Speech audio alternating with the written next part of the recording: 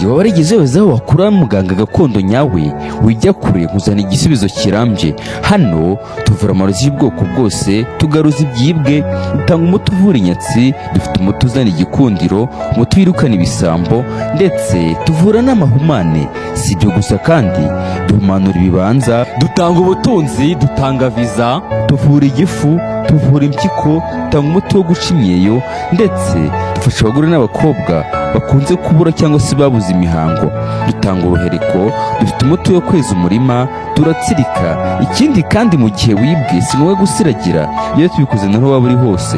Hano tubafitiye umuti mwiza cyane ku bakobwa cyangwa abadamu bacikanwe no guca imyeyo, turabafasha. Dufite n'umuti w'amavangingo bigendana, mugabo akishima, ubuzima bugakomeza, mukenjoyinga neza cyane, yuko urugo rw'umugore n'umugabo bubakirwa mu buriri. Vugisha Mugabe cyangwa wandikire kuri WhatsApp